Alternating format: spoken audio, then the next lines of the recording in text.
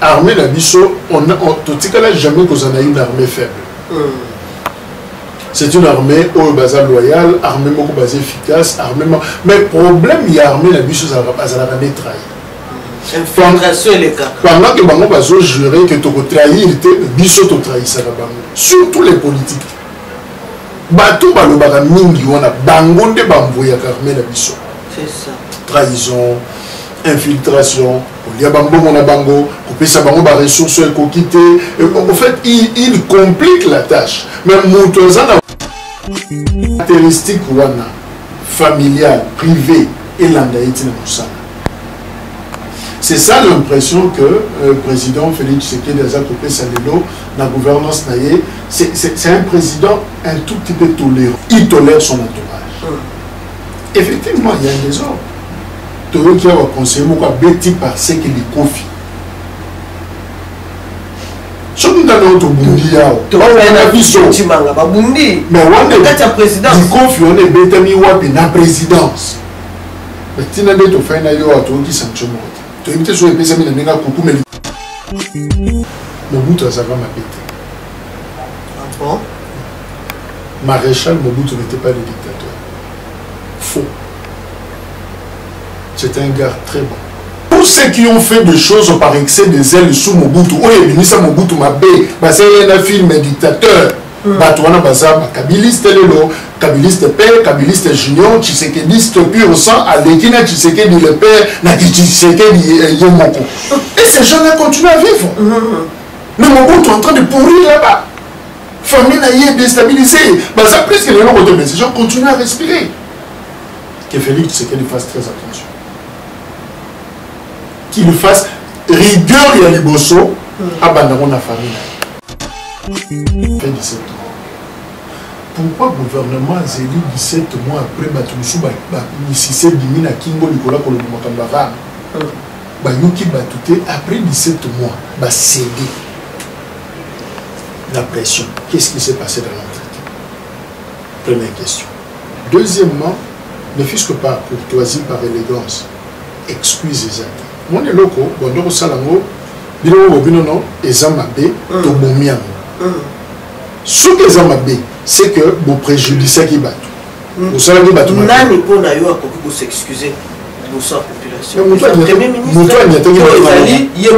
Mais c'est le gouvernement, en commençant par le ministre, on va dire que gérer l'Okouana. Moutouba invité qui n'a parlé mais qui passe. En commençant par lui, le chef et le gouvernement. Parce que RAM ils ont fonctionné sur base, il y a un arrêté, il y a un premier ministre. C'est vrai, même si la Guy Lunkamba à l'époque, M. va remonter Tina Adolphe Mouzito a le bezangalité, le trafiquant qui m'a donné ça, arrêté, on a la ticata. Mais ce qui est vrai, le premier ministre aussi doit présenter des excuses. Mais aussi le président. Sama Konde. Pour les loyaux, on ne le sent pas. La Bible dans le Bible, créons l'homme à notre image et selon notre ressemblance. Sama Lukonde a justement image, il y a régime, il y a union sacrée. Rien à dire parce que le choix ne vient pas de lui. Je ne pense pas que Sama Lukonde a participé. Na choix de ministre. Sur le thème de la configuration gouvernement, ce sont des Bemba, des gens qui sont venus et pas Bemba. Ils ont battu Baouti et pas Katumbi. Ils ont battu Baouti, Jean-Marc Aboum, à Salaki, na transfuge, à FCC, à Sapina Batounaye, notamment les Liaou et les autres, on n'est pas travaillé qui, parce qu'on parle de ça, il y a peut-être son propre cabinet.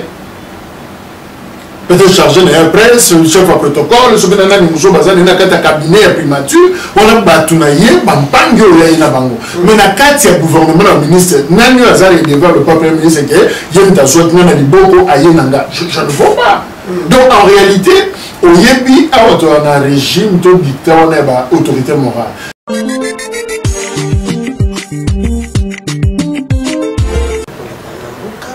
Il y a solo actualité, ils allaient vraiment force, il y a info Congo national. Mbote Nabino sont partout dans son Andabiso. Depuis Montréal, je salue Pondibo, je salue Brigitte Ngando, je salue tout le monde. Et je salue aussi Aimé Kabouya depuis Montréal, je salue ma famille. Depuis Paris, Christelle Mouibakanda, Dinamboué depuis Bruxelles, bienvenue au Mokambila depuis Bruxelles. En tout cas, non, ça va nous connaître sur la Corée du Sud, bandeko ya Japon, bandeko ya Chine, Asie mobimba. Na pesi bino bote na bosse na États-Unis mobimba. Bino nyonso bo reconnaître ngai partout dans le monde. Na pesi bino bote ndenge na lobia wato bila mo actualité. Nazana mutu olonga ninga atandela biso makambo masolo ngo ndenge ezali, ndenge ezali kokendela na bakana pa ne pour pesi bote. Bonjour Jacques Kalonji. Bonjour maman Elise, Mbote Mingi, Nabandeko, nous sommes les émissions à travers le monde, à travers chaque Kitoko, tous les enseignements et au coup de Merci beaucoup Jacques. Nous avons une présence, il y a président, il y a Turquie, à voilà Congo. Nous avons une présentement actualité autour de Kansiko. Bon, c'est normal parce que mon président Bishop Kindada Kuna, la tourne à Bangope, Baye, et je l'ai d'abord marqué la considération et le respect. Il n'y a pas mon pas de Talayo, Panayo, c'est déjà bon. Et ma solo na Bango, on apprend déjà que signer accord, pratiquement comme ça. Mais essentiellement, il y a une coopération militaire, en dehors, il y a des contrats commerciaux. Ils ont des capitales d'industrie, la défense, tout ça. Donc, ils ont l'accès que la coopération est vraiment sérieuse. Par rapport à c'est vrai que ma question de défense, sur la place publique pour que mais déjà, ils ont l'accès que ils ont un solomoko, il y a haut niveau, ils ont un solomoko sérieux. Donc, je pense qu'ils ont une visite normale, ils ont l'accès que beaucoup de fréquentable, ce qui, c'est vrai. À un certain moment, on a beaucoup reproché au président Félix Tshisekedi trop de déplacements du Banda. Et je crois que 2022, et continue peut-être Bengwana, Azo Bimani. Est-ce qu'il y a un président bon, Namboula, je crois que la visite, il y a niveau, il y a Liboso, un président, a déplacé ailleurs, je crois que tout ça en février, il y a visite pratiquement, il y a Liboso. Donc c'est vrai qu'on a reproché à la présidente Tshisekedi Kobimamingi. Alors les lots, celui de mon que à son tour, à Fandinano, a commis un peu sédentaire, qu'on visitait, je crois que rapport Wananenge Bongo et ça, que ça quand même une image donc en fait pour moi je comprends ça comme président Fandi si peut toujours tirer des dividendes il y a Kobimanaï donc Bimaki sûrement selon partisans à l'onaki et pas à Kindaki mais si attendons voir tout le monde est-ce que Kobimaya il y a président et Botielo alors quand on voit des gens revenir et pas Nabiso. Et on peut se dire que le Kamala Mozali, mais ce qui est vrai, est Soukat, simplement la visite protocolaire, mais et Botambouma pour la République démocratique du Congo. Tokoloba Lelo, ils ont déjà Tokoloba épulsion, Tokoloba quoi point d'avancement, Topé, Kobimisama, Yakongo n'a passé. Je ne pense pas, parce que c'est simplement accord, signer papier. Mais la concrétisation. Mon seul moutou a mieux quoi mingi. Promesse, c'est comme un conseil, le rôle la vertige, le rôle la mode trouble. Donc, qui bloque on a mis tout signé par papier, belé, sur le Nathalie Malam, on dirait, Turquie, on a Yakapetan ou Joseph Kabila Zalaki, mais ce qui est plus important pour Nabiso, et ça va retomber. C'est-à-dire concrètement, qu'est-ce qu'on gagne, qu'est-ce qui change dans la République démocratique du Congo, dans la relation, on a toute la coopération, on a donc c'est ce qui est plus important. La signature, on va papier, tout le monde a la biso, cérémonie, on a dirait que tout le monde a papier, vous allez signer, tout le monde a président, Fandi Boye, tout le monde a garde républicaine, a fait ça honneur, mais ce qui est plus important maintenant, ils ont retomber, ils ont de façon concrète, tout le monde a mis ça à la coopération. Yo zape muponte mubandi asambo kolanga tolandi mwa ba sango ko kaite armée FARDC et kosala musala makasi kuna na est pesa na lolaka wana e koleka ndenge ni kuna na est. C'est vrai que c'est pas facile pour la force armée République démocratique du Congo. Mais ce qui est vrai, tout le cas qui tombe à l'échange de président de la République, général Célestin Bala, les chefs d'état-major, voici quand même un petit bilan. Il y a fonctionnement à Bango, c'est vrai, grande activité armée les lots, dans la province, ils sont sous état de siège pour la province, groupe armés, notamment les ADF et les autres. Ce qui est vrai, guerre on est plus de 25 ans. FRDC Azan charge Mokumba, il y a c'est plus de 2 décennies. Alors, na Moussala wana, c'est vrai que Bitumbango est zui format moins belé, c'est-à-dire comme une ramification un peu compliquée. C'est vrai, la tâche est quelque peu difficile. Pourquoi est-ce difficile pour la FRDC? D'abord, il faut noter que oui, armée la biso, on n'a jamais qu'on a une armée faible. C'est une armée au bazar loyal, armée beaucoup basée efficace, armée. Mais le problème, il y a armée la biso, ça va la trahir. Infiltration et les cas. Pendant que Bango bazo jurer que tu as trahi, biso tu trahis ça là-bas. Surtout les politiques. Bato balobaka mingi wana bango nde bamboya armée la biso. C'est ça. Trahison, infiltration, il y a bango na bango, kopesa bango ba ressources écoquité. En fait, il complique la tâche. Même Moutoza a volonté à Gossala Moussala. En fait, mon konzambo quand tu dis ça, on a échange de vœux. Alors vous n'êtes pas de politicien. Il ne faut jamais faire la politique, ça ne vous concerne pas. Ok, mais Moutoza Moussala bango, et ça va politique. Nous salaka ki bango balia eza politique. Nous sombela bango tenu na botine na ba arme eza politique. Alors ce qui est politique eza mal intentionné, eza na makanisi mabe, il va compliquer le travail. Voilà pourquoi sur le terrain tout le monde a armé la mission de performance, ils ont posé problème. Non, il n'y a même pas à discuter sur performance, il y a armée congolaise, mais il faut discuter plutôt sur performance ou bonne volonté, il y a des acteurs politiques, bango ne va pas compliquer tâche. Donc je pense qu'on ne peut que louer, saluer l'effort, il y a armée Nabiso, mais seulement tâche c'est difficile. En fait, il y a 2 ennemis. Ennemis à Liboso, ce sont ces groupes armés, au besoin de déranger. Et puis deuxième ennemi, ils sont acteurs politiques Nabiso. Bangouni Baso compliqué, armée Nabiso, ils savent quand est-ce qu'il faut bloquer, ils savent quand est-ce qu'il faut empêcher Bango. Et puis Bango Bakani, on va beaucoup Baso Zela. Donc Baso Zela de Bino, c'est comme une équipe de football. Bango Bazan la technicité, na Bango qu'on a pour jouer, mais couper ça Bango avion pour que des terrain, Zaba qui nous met à balle. Ça ne dépend pas d'eux. Combien de maillot à Colata, Varese à Colata, ils ont des plans de joueurs, des ballons et à Robeta, ils ont des primes na bango, ils ont des. Donc, ceux qui ont réuni conditions, ils ont la charge de bango na moto. Ah, le bon bête c'est pour balle. Mais sur les arts réunis, je crois qu'il faut quand même tout battre la monoclone. Surtout le bac, ah, je vais au bête à balle. Non, pas forcément.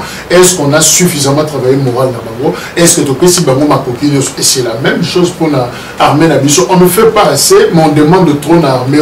Je crois que c'est de la mauvaise volonté simplement. Merci beaucoup, Jacques Kalonji. Le lot, donc, est-ce qu'on a une assemblée nationale ici, puis premier vice-président, Aza, Tokolo Balokola. Et c'est normalement bako senga na ye a démissionné. Et ça m'a mbutu kuna rentrée parlementaire karaté. Tout éviter et usuka ndengeni. Na éviter ce que Jean-Marc Kabund soit sous anesthésie, mais ce que nous sommes hôpital, je crois qu'on peut quand même tout doser. On a assez à voyager. Du coup, sur la proche na Tongo Awa, assez à déplacer, à la Grande-Bretagne pour soin de traumatisme dans le colo, il y a genou, il y a gauche.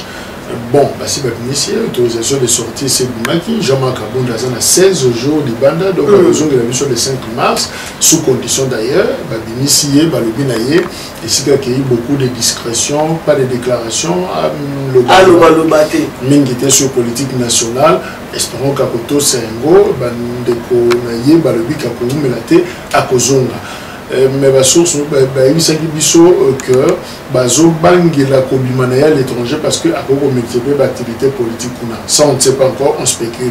Mais ce qui est vrai, si Azodima, Jean-Marc Kabund c'est considéré comme premier vice-président Yassan.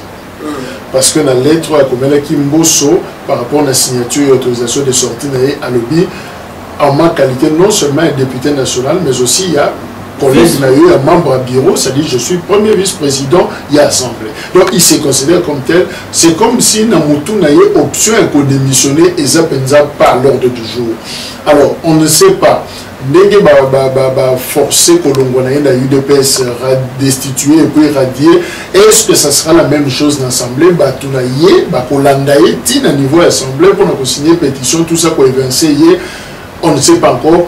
Et pourquoi Jean-Marc Kaboum ne veut pas démissionner pendant que le 14 janvier a manifesté qu'il y a déjà intention au Longo? Alors pourquoi Yemo Kazolinga commis Longola Malembete, Mazolinga Balongo Lisaïe na place Wana? Est-ce qu'il veut se transformer en victime? Mamisa Lembe victime, Bimaloko la moi. Ce sont des questions parce que les lots débat Kolongo Jean-Marc Kaboum l'Assemblée, on ne peut pas commettre un mot, surtout que vous n'avez pas d'aïmo.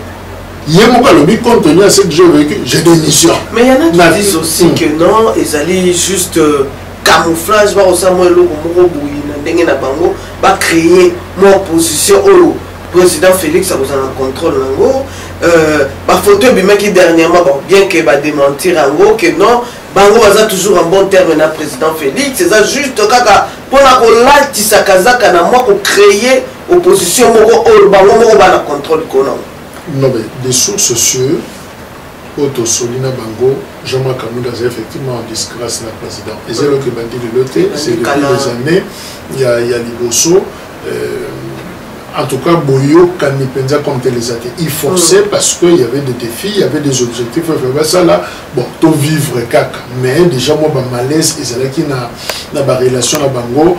Bon, dire qu'on veut préparer quelque chose, je ne pense pas. Ma photo est circulée, Félix Tshisekedi, Jean-Marc Kaboum, la maman Marthe. Ce sont des anciennes photos. Je crois qu'on a également vérifié l'authenticité de la photo. Elle les a codatées il y a 2021. D'ailleurs, on a qui a envoyé mon talobi. Parce que son talibé la photo là c'est des Adolphe à Missy. Missy Makutano, il y a eu des pères sur la ligne de jeunes, il y a une tasse à la selfie.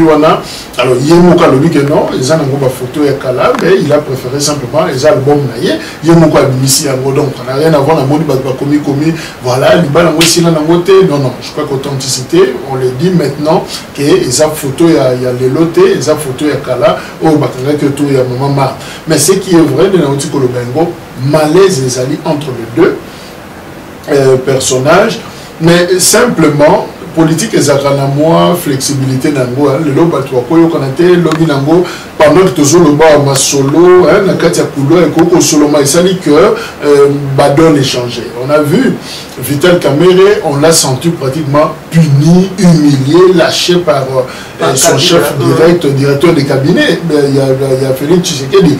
Tout ce qui s'est passé sur le procès 100 jours, Félix Tshisekedi n'a rien dit. Mais pendant qu'à ce purgé peine naïe, c'est Félix Tshisekedi qui vous dit non, c'est un homme correct. C'est un homme bon. Il a un rôle à jouer pour ce pays. Oh, pour qu'on nous témoigne, on le battait. Nous, ça, Samboué, Moïbi, donc le lot a bimi, et s'il image et collé na peau. Donc c'est pour dire que dans l'entretemps, ils ont des lots comme moi, ils qui n'a qu'à tuer. Donc, la politique est vraiment compliquée, il n'y a pas d'ennemis purs, à Rapenzate. Donc, à tout moment, on peut toujours agencer Makambo, comme on dit ça. Pour Jean-Marc Kaboum également, les choses peuvent aller autrement. Donc, on attend, voir est-ce qu'il va respecter les 16 jours, discrétion, va péciller, après Soinaye, Azonga. Ça, on y reviendra peut-être pour en discuter. D'accord. Est-ce que le fait que moi, des ordres conseillers Manakata UDPS, ils ont fragilisé le pouvoir et le président de la République? Parce que jusque-là, vraiment, en tout cas, même aux alentours, on a vraiment des ordres sur des ordres qui m'y a vraiment exalté dans le bateau, travailler avec les collaborateurs. Ce qui m'a référé à Maloba Moko, il y a Maman Denise. Nyakeru. Il parlait de Félix Tshisekedi, a présenté le un père large. Donc, papa, il y avait travaillé banaté. Papa, il laisse passer. Alors, côté rigueur, il y a bana, discipline, il y a bana, c'est elle-même qui s'en occupait. C'est à peu près ça. Et le moment, Denis Alobaki. Donc, Félix Tshisekedi, il y a un peu genre, il y a papa. Bon, il laisse passer, il tolère les enfants, à Tikinaye. Je crains que caractéristiques familiales, privées, et l'andaïti ne moussana. C'est ça l'impression que le président Félix Tshisekedi Azakopé Salelo, dans la gouvernance naïe, c'est un président un tout petit peu tolérant. Donc, trop tolérant. Il tolère son entourage. Effectivement, il y a un désordre. Tout qui a conseillé, moi, Betty par ce qu'il est confié. Si nous avons notre bundi, mais on est bétami wapi na présidence. Mais tu n'as pas fait na yo ato qui sanction. Tu es peut-être sur les pesami na nenga kuku mais il confie bétami. Donc qu'il est conseiller nani chargé de communication il y a un président mais à kolukande ko sanctionner bang. Non, la compétence. Donc et je peux cette impression que vraiment il y a du désordre à niveau, il y a un directeur de cabinet, il est où dans ça? Au lieu de comme on a président, mais sur tout le personnel au bazar de la présidence, il relève le directeur de cabinet. Les directeurs de cabinet, qui m'a confié les obéis, je suis sûr que ma caméra et surveillance ses alliés. Mais qui a sanctionné qui? Même en interne, là, pour la moindre discipline et tout ça.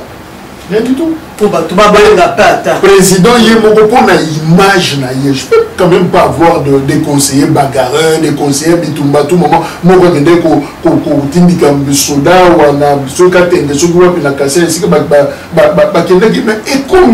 finalement. Ça, c'est un problème. Donc, moi, je pense que depuis que Bemba Jean-Pierre a été condamné dans ces pays pour le fait d'être le commandant d'une troupe qui s'est mal comportée, ben, je me suis dit, c'est vrai, responsabilité, il y a commandant pour le comportement de la troupe, et ça principe, solo. Alors, moi je pense qu'on est tous attardés sur ces conseillers, au bazo au Bundaka à tout moment, mais tu peux imputer un mot et pas y a donc j'ai l'impression que caractéristiques sont comme le défaut, la faiblesse, il y a Félix Tshisekedi et Outina privé, et Zolanda et Tina Moussala, le président a du mal. Par exemple, du Kabakaboum, et je même dis, la bande de Kobélé, il y a eu des baisses. J'ai l'impression que le président n'a jamais Kaboum, en tout cas, va vivre un temps où il a été.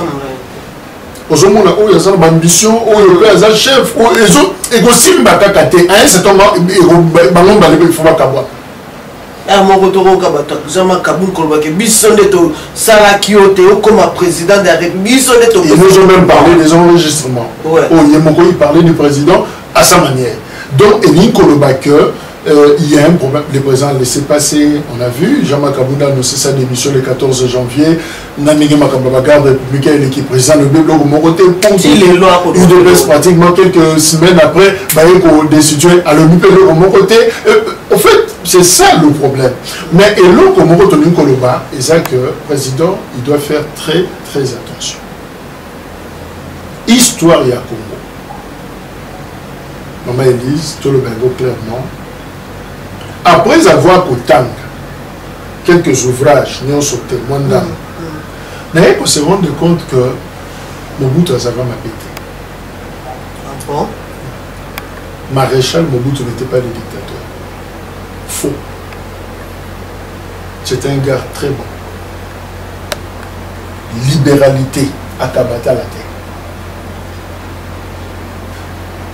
N'a se rendre compte, parmi Batouba compliqué, Bichon la Deuxième République, c'est mec qui mourra Mobutu. J'ai oublié le nom. En fait, il y a Maman Bobi. C'est pratiquement lui qui faisait tout. Surtout pendant que Mobutu attendait Kobé. Jusqu'au point où c'est le même plan de guerre. Oyo, phase, forces armées zéroises Bazaki na AFDL à l'époque. Non, Mobutu a ça disputé Bopé Sanam. Ah, mais général a dit non, non. Biloko va faire ça n'importe qui. Na Bado, à Zone.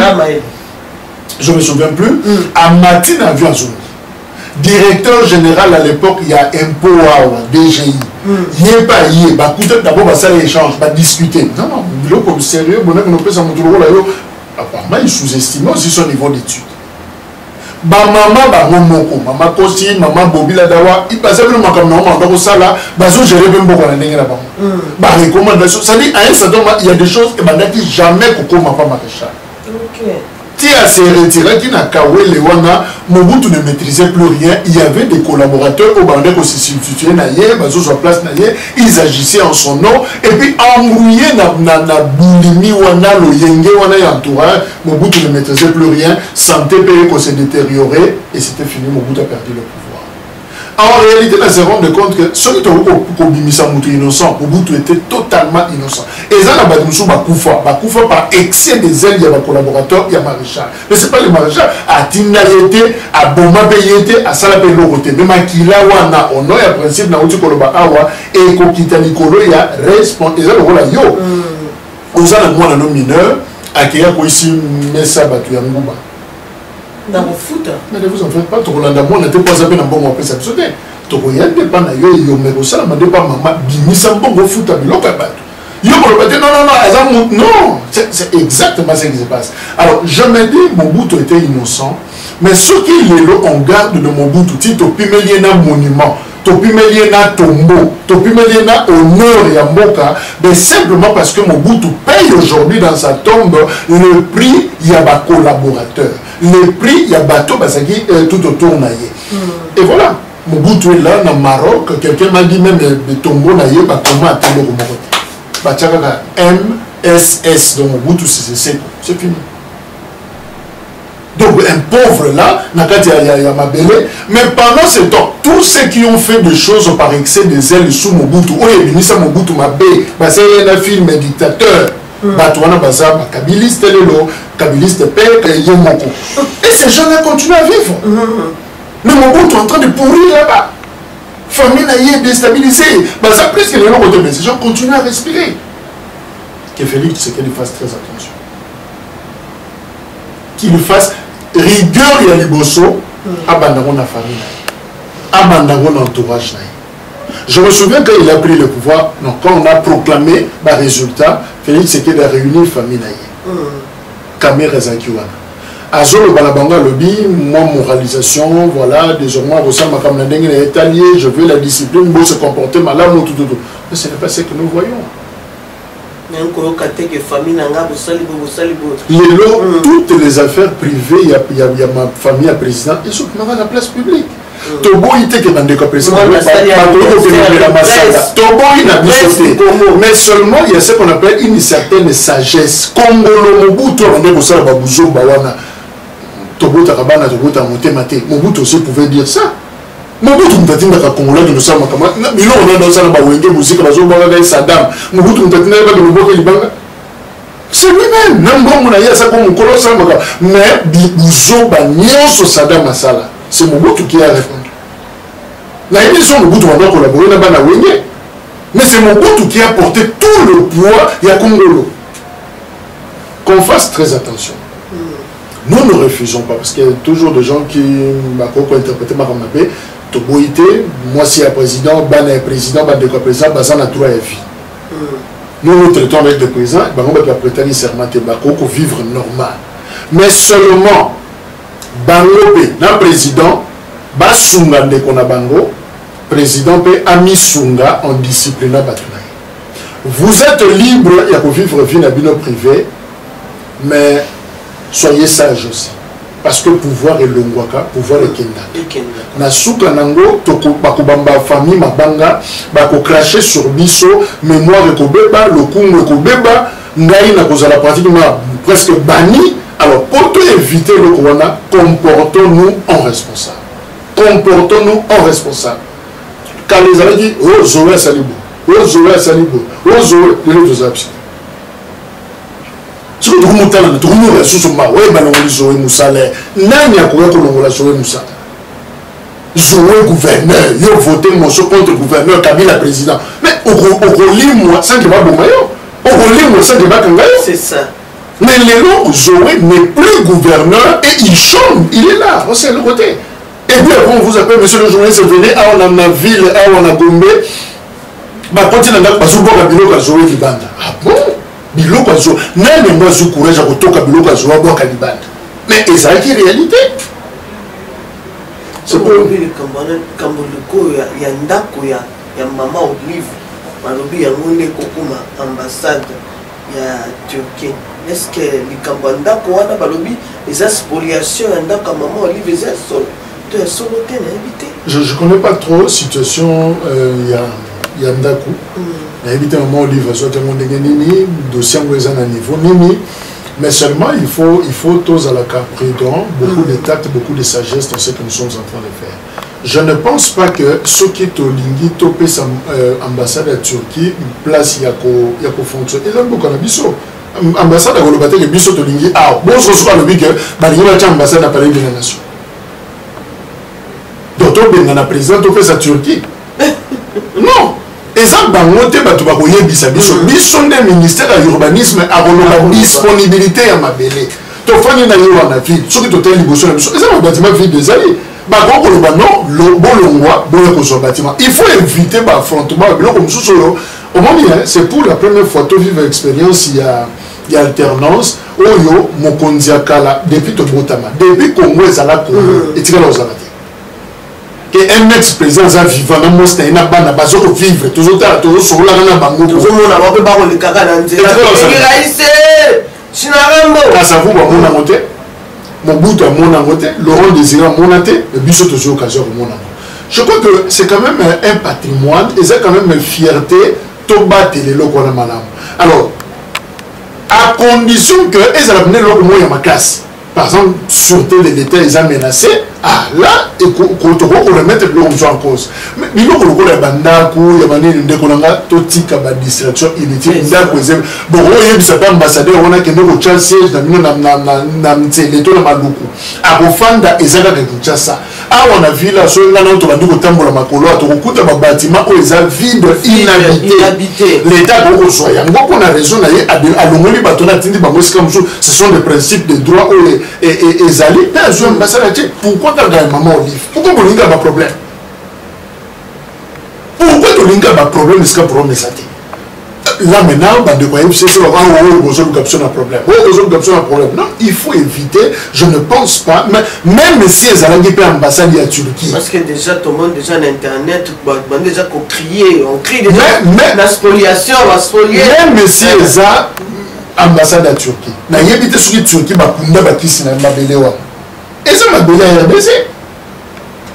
Et si tu fais un ambassade de Belgique, ça garde. Va déplacer, va tomber, c'est comme sous côté de Mandela. C'est ça. Mais où est le problème? Sur le moment, bon déménager, alors déjà, maman, on a zappé maman n'importe qui était dans le cannabis, à ça quand même ex-première dame, on a le coup, on a le yingé boité, tu as étudié quand on a, mais en attendant, sur le moment, faire fonctionner l'ambassade, nous vous offrons autre chose. Merci beaucoup Jacques Kalonji toko chuter na ambassade mona commune de Kinshasa ou na kati ya commune de Kinshasa ambassade suka venu suki ko kapanga suki ni ambassade mo zawana ba ko mi matembo kenda tala na kimbanzeke suki ba ata bumbu wana ba ambassade de Simbate. Non, je crois que évitons des provocations, évitons des babilo, tout ça on me belé mon baram comme banini, il y a beaucoup de choses à traiter dans ce pays. Non, Ram les a annulés. Contrairement à ce que beaucoup de gens disent, Rameza a supprimé balongo l'une ponction directe. C'est-à-dire qu'au 4 tu as unité directement dans le téléphone, l'option de bandai qu'au 4. Il y a monde supprimé.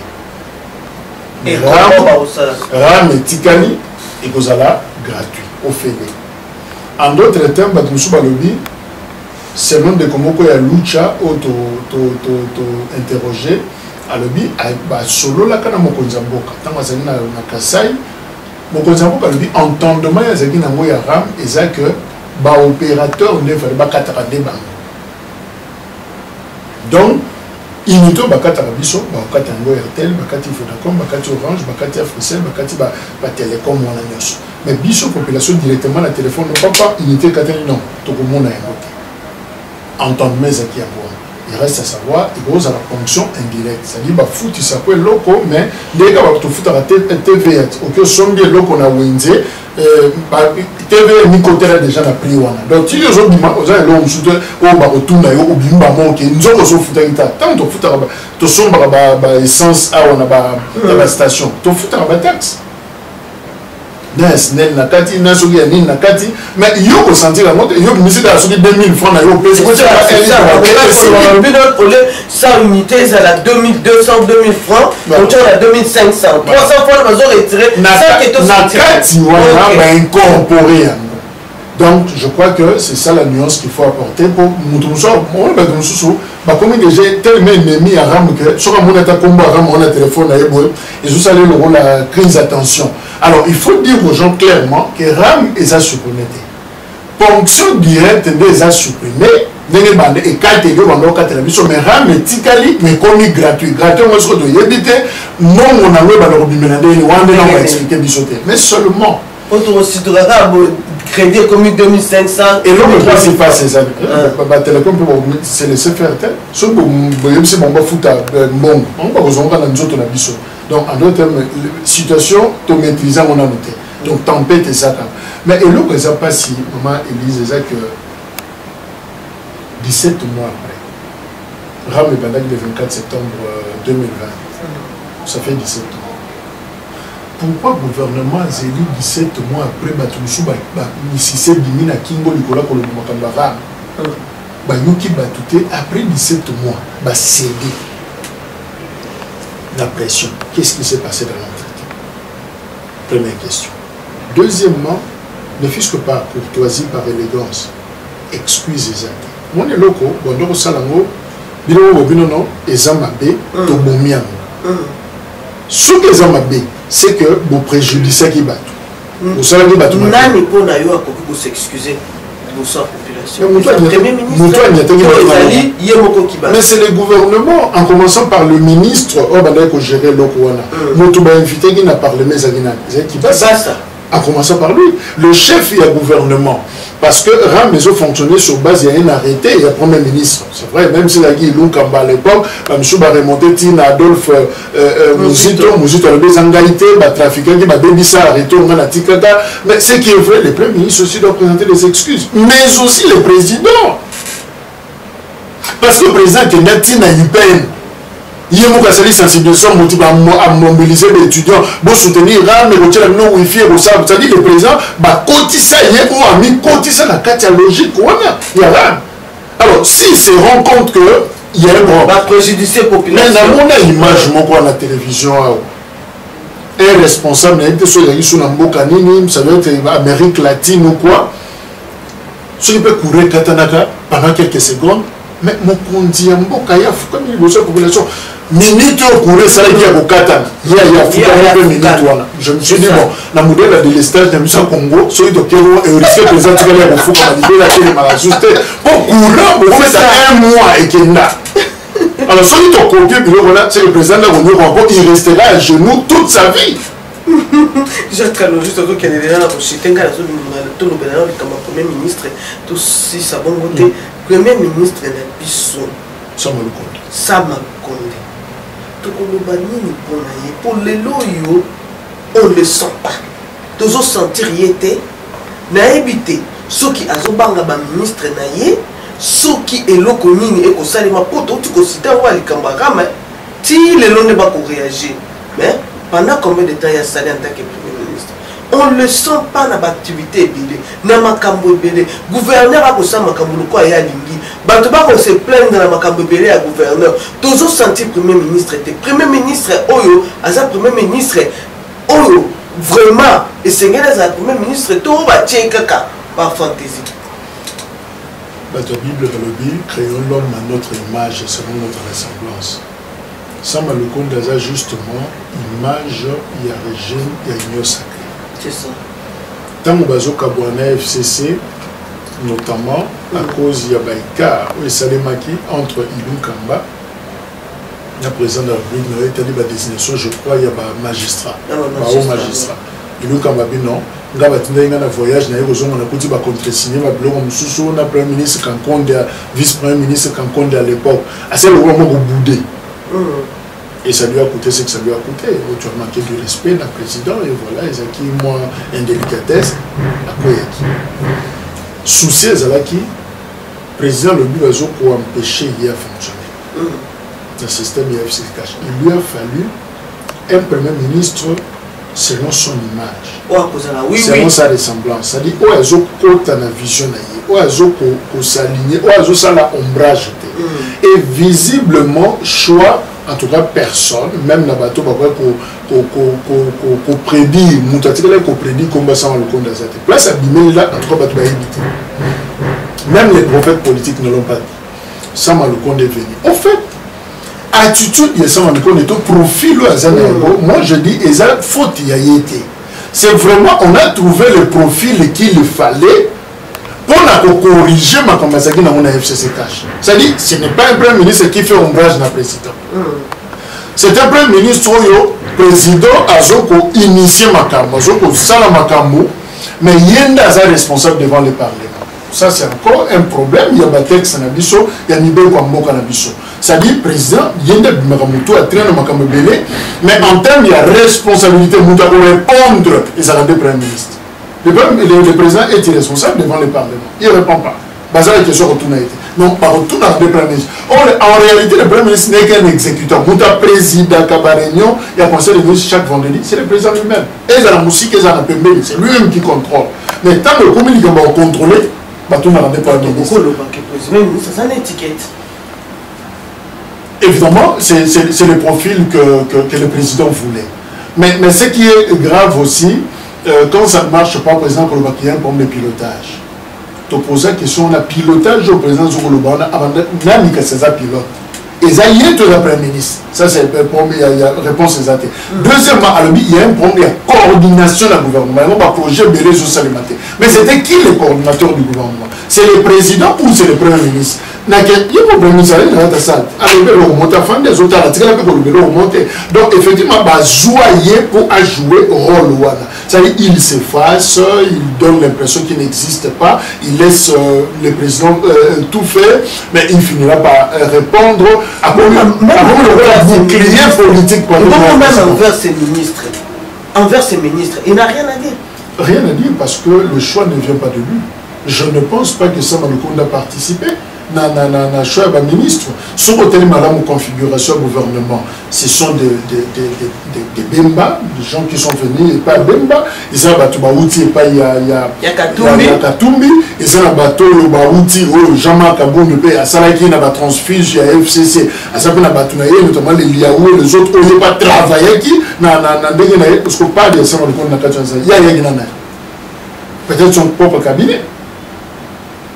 Peut-être chargé de la presse, chef à protocole, ce que nous avons basé dans un cabinet primature, on a battu naïe, bampangue ou yaï na bango. Mais na kati ya gouvernement le ministre, nani azali devant le premier ministre que yem ta soit na liboko aïe nanga. Je ne vois pas. Donc en réalité, au yebi a un régime de dictateur, on a autorité morale. Tous ces ministres là placés dépendent de l'autorité morale. Il fallait qu'on attende Jean-Marc Abounda Zalaki. Combien de ministres chaque fois qu'on a Kinga bois? Il y a un visite, il y a quelqu'un qui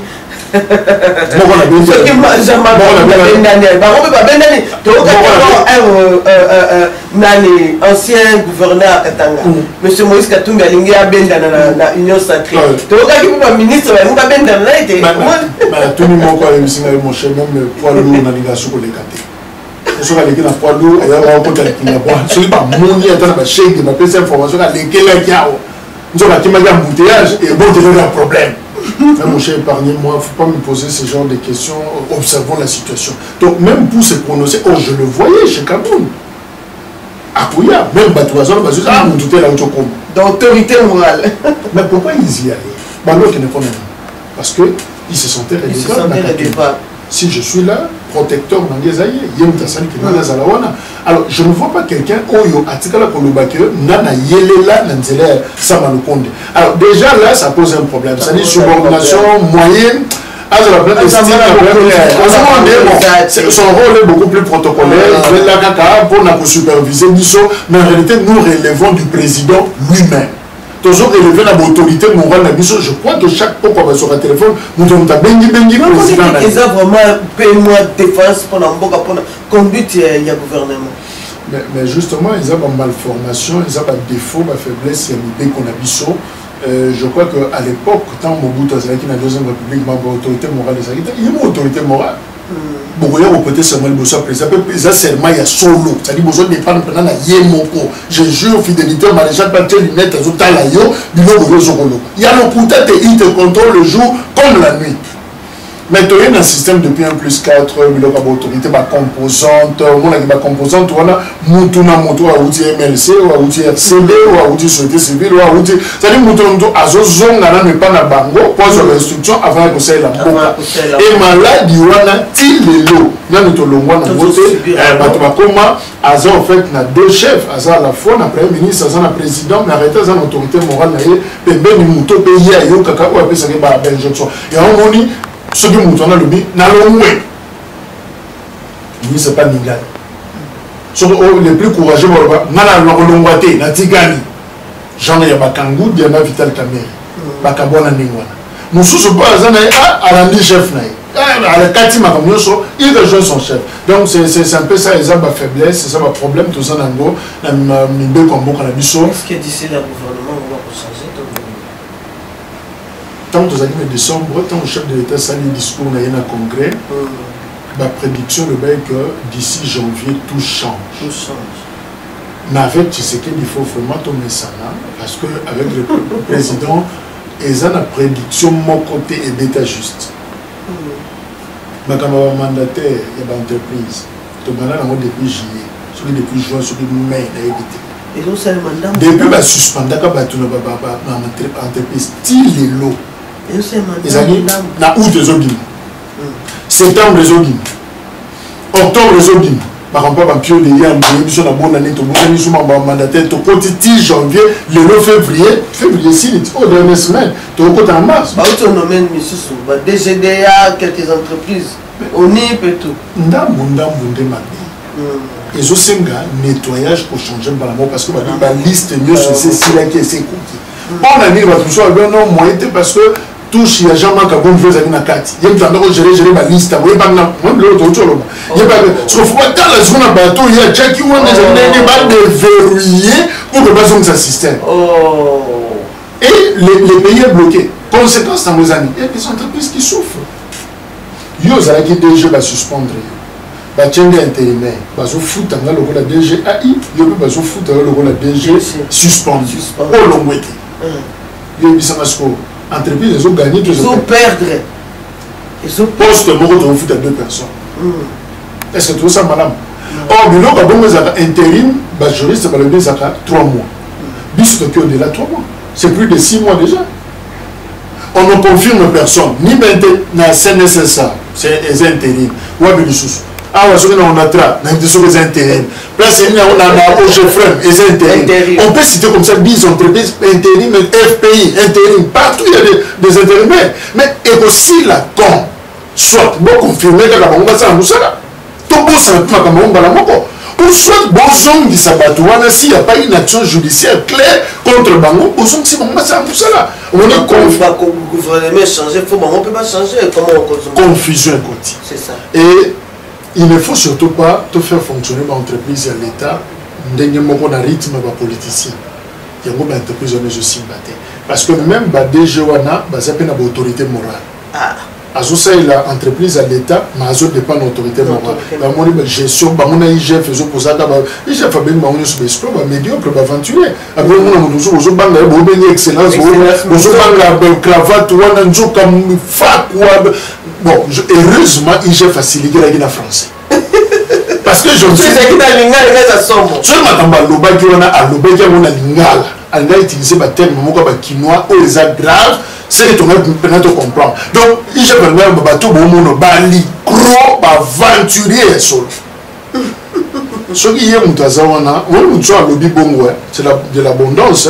C'est que tondi, à ce sont les termes élégants et goloba courtois, à mon bimisala, c'est qu'à moni à minene, au raisonnement, mouyibi à solo. Alors, mais ce qui peut venir, c'est mon malamoté.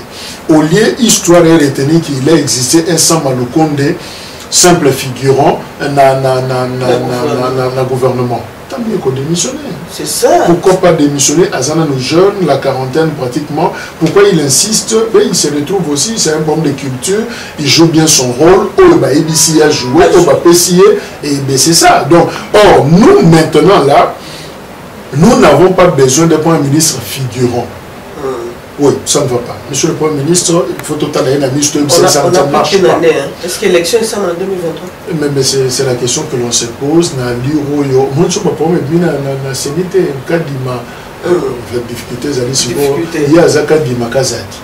Il y a un problème, Nicolas Kazadi. Nicolas Kazadi. Voilà, c'est ça, il faut préciser. Le président, c'est le ministre en finance. Moi, déjà, le problème. Moutoumou, à lobby, Nanga, lobby, sur ma caméra, solo.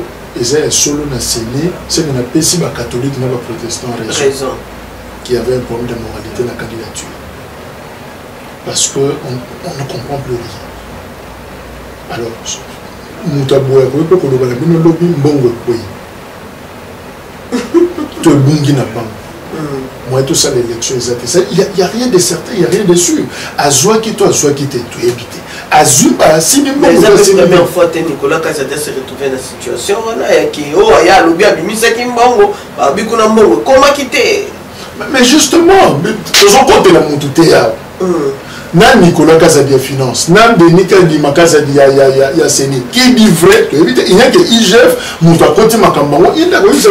Est-ce que Mongo va payer ce qui pour la début à l'opération élection? Ça, on ne sait pas. Est-ce qu'on va payer ce qui va a une Mongo pour l'installation de la Bango? Il y en a. Nous tout le monde va payer de mon côté. Ça, il n'y a que l'IGF qui va nous dire qui dit vrai dans Bango. Mais le plus important, dans la discussion, au moins jusqu'au temps de ça, calendrier, élection, estimation, on n'a pas prévu discussion.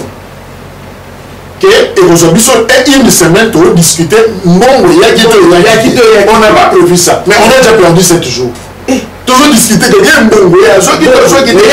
une semaine. Ils ont bon habit tout Kanabango. Plus qu'au tendre, non pas vers les élections, mais peut-être pour un glissement. Dans le but que mutation au bon glissement, il y a une intention de glissement. Non, il y a soupçonné dans le mutation. Mais la légèreté, la façon de faire. On est en train de perdre le temps. Tant que surtout non, effectivement, il n'y a plus de temps. Parce que la preuve, Mimi, ton juste perdre il y a une semaine. Bon,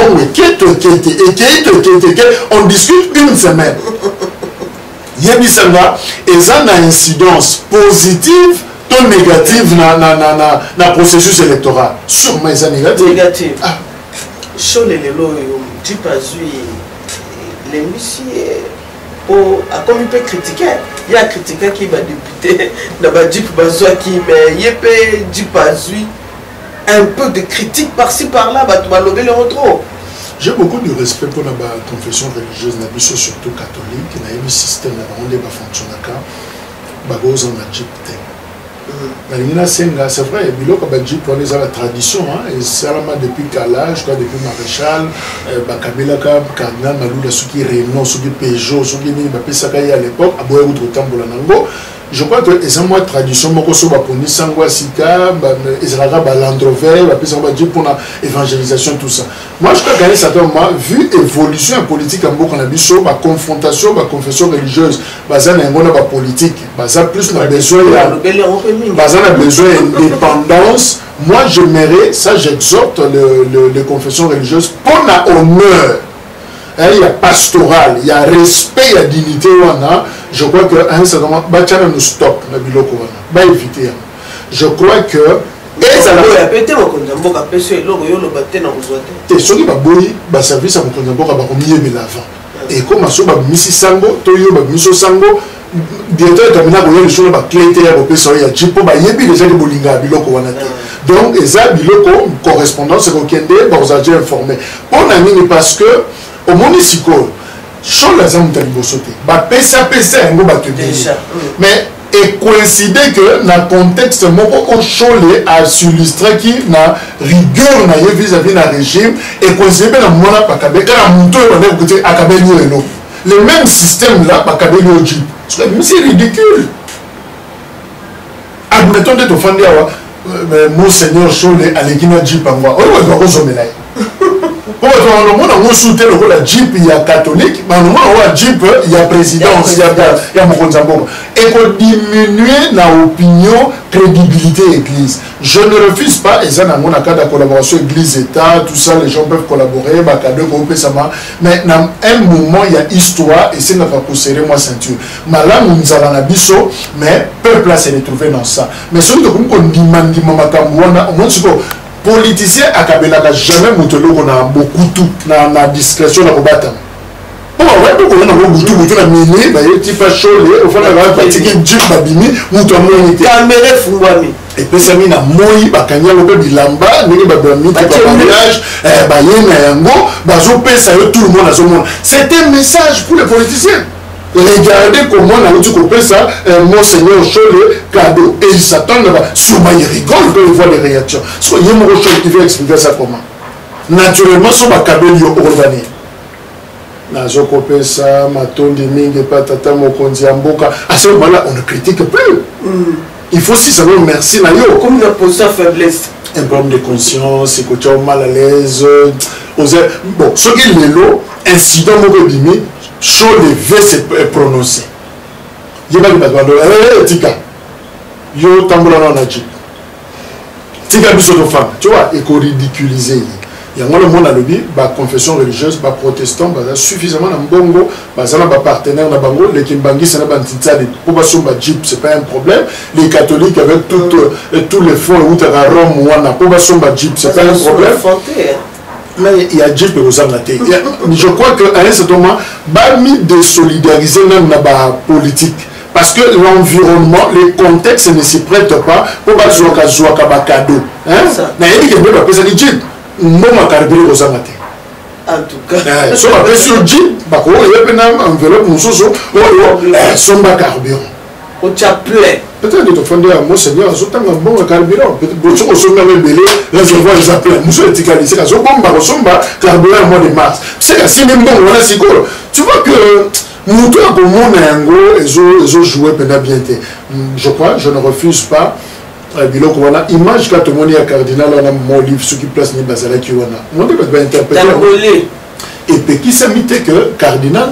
Attends, mon livre. Mon livre, ça brebis, ça mon yambi, ça mon limi, il y a catholique. Abandé ko benga mosengo, père papa naie, père spirituel naie, mosengo akufi cardinal a connu na mbongo, ça père spirituel naie. Mais l'interprétation, opinion, bazana ndé bazomon la makam. Je crois que à un certain moment, les rapports Église-État. D'abord, il faut, ils ont même problème autour de la société civile, même problème autour de la presse.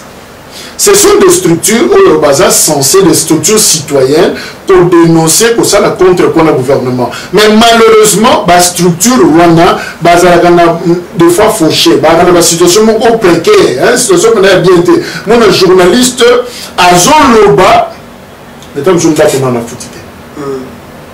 Parce que quand on a critiqué, on a foutu le 4 mois. Donc, à Yambibino, après c'est une bonne. On a combat faible. On a ça. On a dit que si on a dit que on a cassé, on a bouli, mais maman le pas le pas c'est là. Sinon, entre on a cassé, nana fout à 3 mois et on avance. Qu'est-ce qui est mieux? Mon amour, mon limon, la circulation, il ne sait plus parler. Société civile, comment il faut trouver? C'est la société civile acheter. Mais justement, à sa société civile, à la pression, tout ça, madame, madame la siège. Bah, il y a Rotana, tous les pays appartement moko, ou bando fanda, ou bando travailler, ordinateur ni les usam, papier sur ordinateur, ni les usam, papier sur motuko, bah il y a travail, il y a motuko, ils en attendant. Autant pour la en attendant, ici mouli côté des ordres embrumés, côté aux sur le rosal, même chose pour la l'église. Toyoki tango Monseigneur Cholet, abbé à l'époque, a dénoncé Badodo Kamba. Alors, il y a Béatrice sur tel bateau. Mbongo na nini?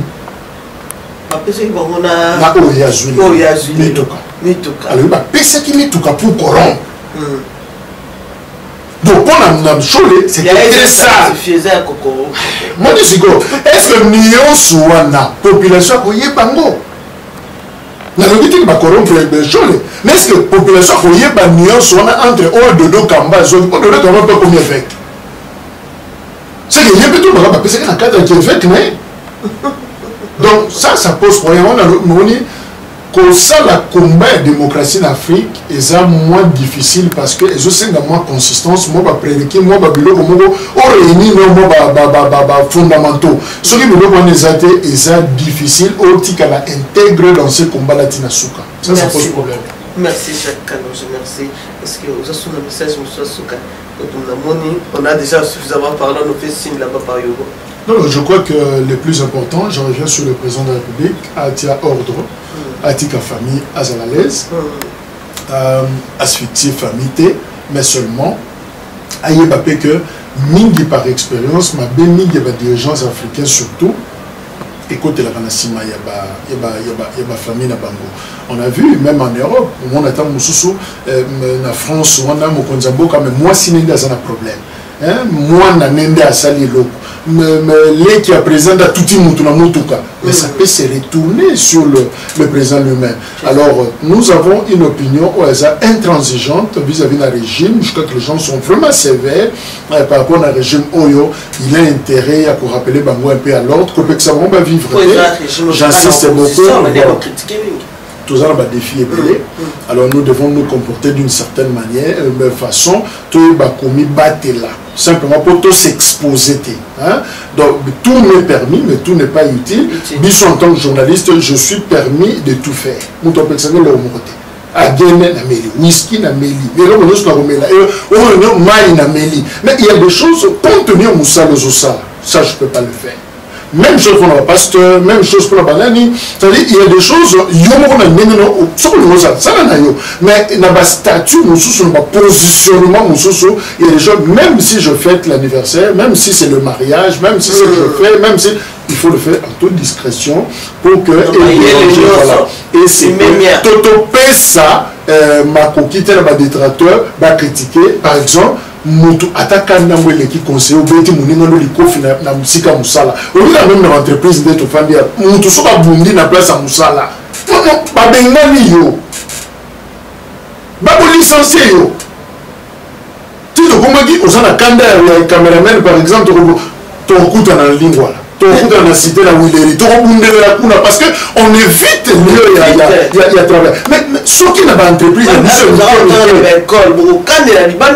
on te renvoie. On te renvoie. Ce qui est niveau école primaire, on nous a inculqué ça, qui est au bout de la place environnement, il y a Moussalate. Mais exemple, et routine à sommet, Batoubabundi n'a lieu, il y a Moussala et Wapi, la présidence de la République, et il n'y a pas de sanctions. Alors moi je me dis que on est en train de détruire ces pays. Effectivement, nous sommes en train de contribuer à la Kobomango déjà. Vraiment. Merci beaucoup, Jacques Kalonge. Merci. Nabino Bolandibiso, merci à tous ceux qui nous suivent partout dans le monde entier. Vraiment, merci pour Naebiki, Bolinga la chaîne Oyo. Ceux qui ne sont pas encore abonnés, vous s'abonner, vous fina kaka, vous cliquez Kapembe Nywana, na s'abonner, vous s'abonner à Info Congo Solo. Merci à l'équipe technique d'Info Congo Solo, à Yogo Digital qui était à la caméra, et à Roy Mbouli. Merci à Grâce Moumbi la Diva, Francine Caputo et à tous ceux qui me reconnaissent en ce moment pour Pondibo depuis Montréal. Merci à toi. Alors je vous dis au revoir, tout comme bye.